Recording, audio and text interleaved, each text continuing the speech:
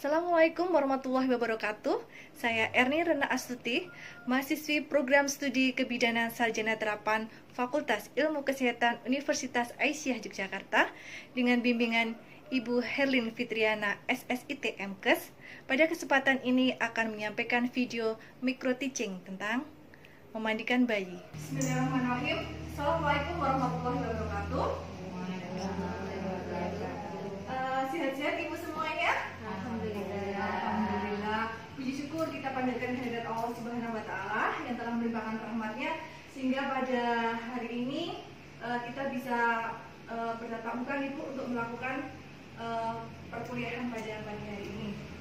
Untuk hari ini kita akan membahas tentang memandikan bayi gitu, tentang memandikan bayi, tapi sebelumnya mohon ibu-ibu untuk yang laptopnya masih dibuka, mohon untuk dimatikan terlebih dahulu. Ya, mungkin ada ibu-ibu yang mau ke kamar mandi, silahkan. Boleh sebelum dimulai ya perkuliahan pagi hari ini. Ya, kalau tidak ada, sebelum kuliah kita mulai, mari kita berdoa ya dengan mengucapkan bacaan basmalah bersama-sama. Bismillahirrahmanirrahim. Terima kasih ibu-ibu untuk materi kali ini tentang memandikan bayi.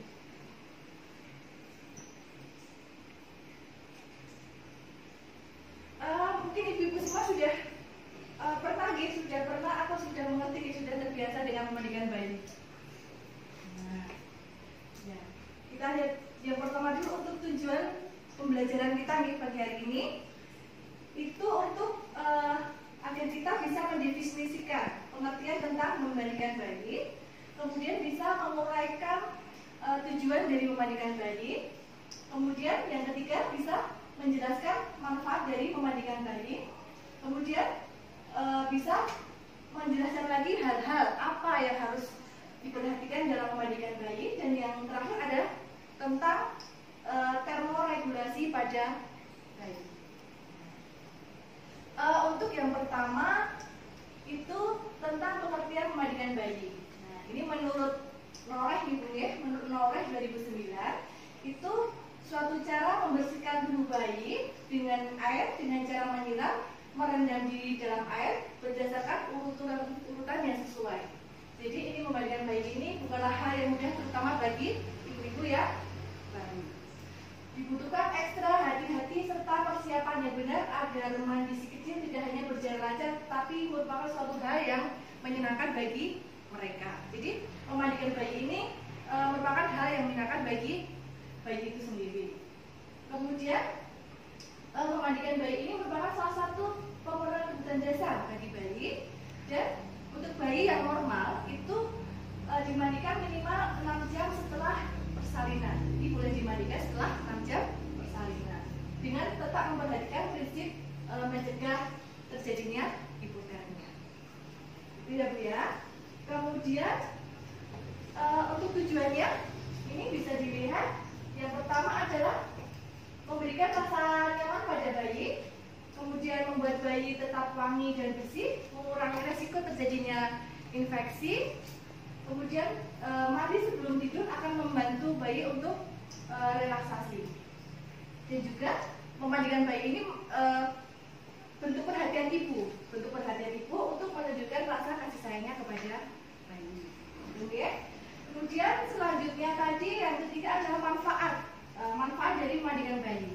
Nah, manfaat dari memandikan bayi ini mungkin ibu-ibu ada yang tahu gitu manfaatnya apa dari memandikan bayi lebih nyaman. Membuat bayi lebih nyaman ya. Terus mungkin ada lagi menjaga kesehatan bayi itu sendiri ya, kulitnya. Oh iya, bisa jadi bisa benar sekali Bu Fitri, Bu Mariati memberikan rasa nyaman pada bayi itu, kemudian menjaga kebersihan bayi seperti itu. Ini bisa dilihat untuk manfaatnya, membuat tubuh bayi menjadi lebih bersih dan nyaman. Oke. Menjaga bayi tetap sehat, benar, terus memelihara kesehatan kulit bayi, kemudian membuat bayi tidur dengan nyenyak, membuat ikatan emosional yang kuat antara ibu dan bayi, kemudian membuat perasaan bayi lebih nyaman, menghibur menjadi hiburan ya, menjadi hiburan yang menarik bagi ibu dan bayi. Jadi memandikan bayi ini agar kita bisa lebih lebih mempererat hubungan ikatan emosionalnya. Kemudian yang terakhir adalah mengajarkan bayi untuk menggerakkan beberapa sensor dan koordinasi alami pada bagian tubuh bayinya. Itu dia manfaat dari memandikan bayi. Kemudian hal-hal yang perlu diperhatikan sebelum memandikan bayi apa saja bisa dilihat. Jadi jangan memaksa bayi untuk mandi. Jadi pada saat bayi menangis ataupun bayi itu sedang tidur, itu jangan dipaksa untuk mandi. Kemudian yang kedua, menghindari sesudah makan. Nanti ditakutkan akan muntah ya, muntah. Kemudian yang ketiga, jangan meninggalkan bayi sendirian ketika mandi. Jelas ya, kalau kita tinggalkan bayi sendirian ketika mandi, akibatnya bisa tenggelam ataupun terpeleset bayinya seperti itu. Kemudian sebelum menyusui lebih baik dari sesudah menyusui. Jadi memandikan bayi itu sebelum menyusui itu lebih baik. Jadi mandi diikuti dengan menyusui itu akan membuat bayi tidur dengan nyenyak. Seperti itu, okay? Selanjutnya, nah ini ada namanya termoregulasi, mekanisme kehilangan panas pada tubuh bayi. Ini ada beberapa macam ya, ada yang namanya evaporasi, ada konduksi, ada konveksi, ada radiasi. Nah, ini ibu-ibu semuanya mungkin ada yang tahu yang dimaksud dengan evaporasi atau konduksi atau konveksi. Mungkin ada yang tahu? Bu Estri ya? Evaporasi adalah proses kehilangan panas pada bayi karena penguapan cairan pada permukaan tubuh bayi oleh panas tubuh bayi sendiri itu. Oh iya. Karena bayi tidak segera dikeringkan. Oh, tidak segera dikeringkan ya. Ya. Pada saat mandi itu tidak segera dikeringkan seperti itu ya. Misalnya bagus sekali. Mungkin ada yang lain? Konduksi, konveksi. Iya, konduksi. Ya, Bu Fitri? Konduksi itu karena proses kehilangan panas bayi itu ketika dia kontak langsung dengan permukaan yang dingin. Iya, bagus sekali nih. Jadi sudah sebagian sudah kita bisa mengetahui ya. Jadi yang dimaksud dengan mekanisme kehilangan panas, nah ini seperti ini nih Bu ya. Evaporasi itu proses kehilangan panas pada bayi karena penguapan cairan pada permukaan tubuh oleh panas tubuh bayi sendiri karena tidak segera dikeringkan. Dengan ya, seperti yang disampaikan oleh Bu Estri tadi, misalkan setelah mandi tidak segera dikeringkan, nah ini bayi itu akan terjadi kehilangan panas, di mana itu disebut dengan evaporasi. Kemudian untuk konduksi ini benar sekali yang disampaikan oleh Bu Fitri, kehilangan panas tubuh melalui kontak langsung antara tubuh bayi dengan permukaan yang dingin, misalkan ditaruh di atas meja ataupun di tempat tidur ataupun pada saat ditimbang berat badannya. Kemudian yang ketiga, mekanisme kehilangan panas ini secara konveksi. Jadi kehilangan panas pada bayi yang terjadi pada saat terpapar udara di sekitarnya yang lebih dingin, misalkan tiupan kipas angin, kemudian di ruangan dengan penyuci ruangan dengan AC seperti itu. Jadi akan terjadi kehilangan panas secara konveksi. Kemudian secara radiasi, ini kehilangan panas yang terjadi pada saat bayi ditempatkan dekat dengan benda yang mempunyai temperatur tubuh lebih rendah dari temperatur tubuh bayi. Jadi ini bayi ini akan mengalami kehilangan panas melalui cara ini meskipun benda yang lebih dingin tersebut tidak bersentuhan langsung dengan tubuh bayi. Nah, jadi tetap bayi itu akan kehilangan panas ya dengan secara radiasi. Nah, itu tadi mekanisme kehilangan panas pada tubuh bayi. Nah, sekarang dilanjut dengan bagaimana upaya mencegah kehilangan panas tersebut. Nah, yang pertama adalah jelas mengeringkan bayi dengan kain yang bersih, kemudian hangat, kemudian menyelimuti bayi. Nah, menyelimuti bayi. Kemudian yang ketiga adalah menutupi kepala bayi dengan topi bayi itu. Kemudian yang keempat adalah menganjurkan ibu untuk selalu memeluk dan memberikan ASI-nya. Jadi memberikan ASI itu kepada bayi sesering mungkin. Ini upaya untuk mencegah kehilangan panas pada bayi. Seperti itu ibu-ibu tadi materi tentang memandikan bayi, ya. Jadi sekarang kita lakukan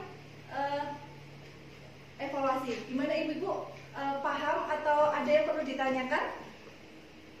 Sudah jelas? Iya. Baiklah ibu-ibu, kita lanjut dengan evaluasi, ya. Evaluasi dengan beberapa pertanyaan. Mungkin ibu-ibu bisa lihat, kita baca bersama-sama.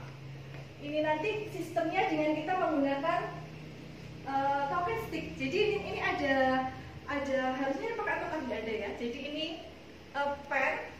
Ini nanti dipegang oleh salah satu. Bu Mariati membawa, silakan.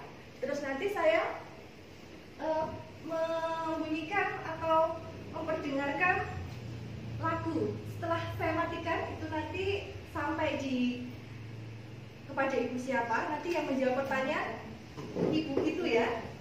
Jadi sudah paham belum? Ya. Sambil tak cari dulu musiknya ya.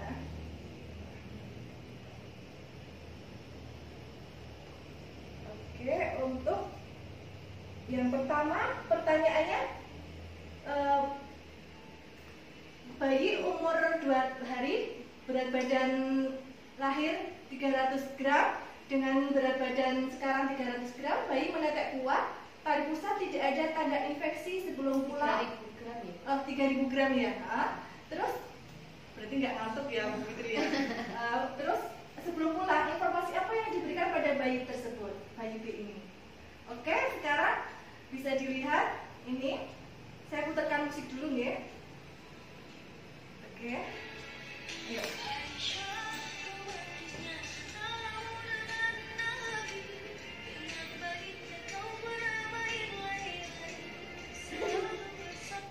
Iya, Bu Mariati, bisa dilihat ini untuk pertanyaan nomor 1, jawabannya apa? Apa informasi yang diberikan pada bayi? Mempertahankan daya tubuh bayi agar tidak kedinginan atau sebagainya. Ya, betul sekali. Oke, paham ya? Berarti untuk soal nomor kedua dilanjut. Bayi A lahir 20 Januari 2020 dengan spontan dan tidak ada kelainan. Ibu menanyakan kapan bisa memandikan bayinya. Jadi kasus di atas, setelah berapa jam dari lahir bayi boleh dimandikan? Oke, sampai mana tadi Bu Mariati ya?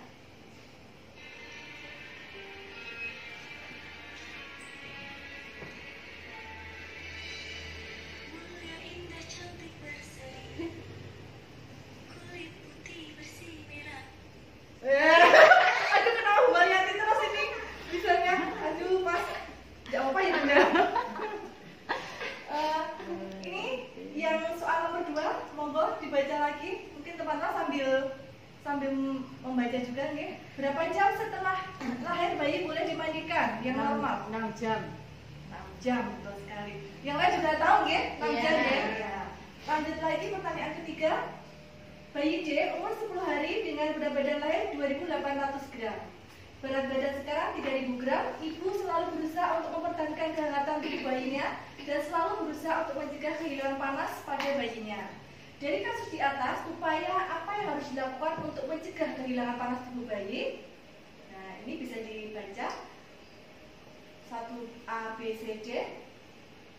Saya tadi Bu Mariati ya. Mudah-mudahan nggak sampai Bu Mariati lagi nih.